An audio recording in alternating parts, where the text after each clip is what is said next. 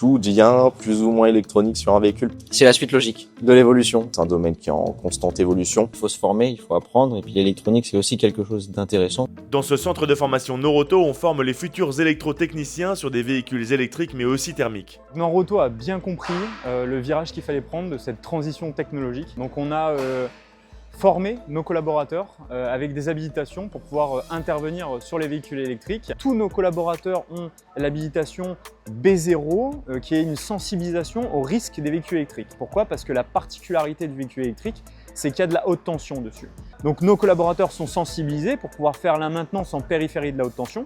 Et la deuxième habilitation, c'est une habilitation donc B2VL, BCL, pour pouvoir justement sécuriser cette haute tension des véhicules et pouvoir manipuler les pièces haute tension tout en étant en sécurité.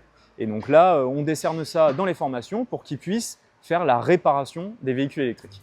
On a quelques défauts qui reviennent un peu plus tard. Grégory est mécanicien chez Noroto depuis 25 ans. Il dirige aujourd'hui le centre et face à la demande croissante, il s'est formé à la réparation de véhicules électriques. C'est une formation très intéressante, très enrichissante, avec beaucoup de recherche de panne sur des capteurs. On fait également la formation électrique pour consigner et déconsigner un véhicule électrique, pour ensuite pouvoir intervenir sur les parties électriques. Mes missions quotidiennes maintenant consistent à faire beaucoup de diagnostics, beaucoup de recherche de panne sur des voyants moteurs, sur différents véhicules, avec des pannes plus ou moins reconnues. On va avoir un petit peu également sur le thermomanagement quelques pompes à eau, ce genre de choses, ce qui fonctionne en permanence sur le véhicule en fait. Un véhicule où la climatisation ne fonctionne pas deviendra maintenant un véhicule qui ne pourra pas rouler.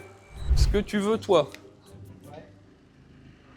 c'est prendre ta continuité de ton fil entre ton calculateur et ton capteur. Comme Grégory, ils sont nombreux à suivre la formation d'électrotechnicien dans cet institut de formation Noroto situé à Villeneuve-d'Ascq. Et bah du coup, nous, c'est notre première semaine en formation électrotechnicien. Donc ce qu'on va apprendre, c'est l'électronique des véhicules, leur fonctionnement, les capteurs, comment les signaux sont interprétés par les calculateurs, afin de comprendre ce qui ne va pas sur les véhicules et de trouver des éventuelles pannes. Au point de départ, on commence avec des choses assez banales, puis on monte crescendo pour voir de la méthodologie diagnostique essentiellement, et puis divers capteurs qu'on décortique au fur et à mesure de cette formation. La fameuse règle des 300 tours minute, 300 mg par coup, 300 barres de pression.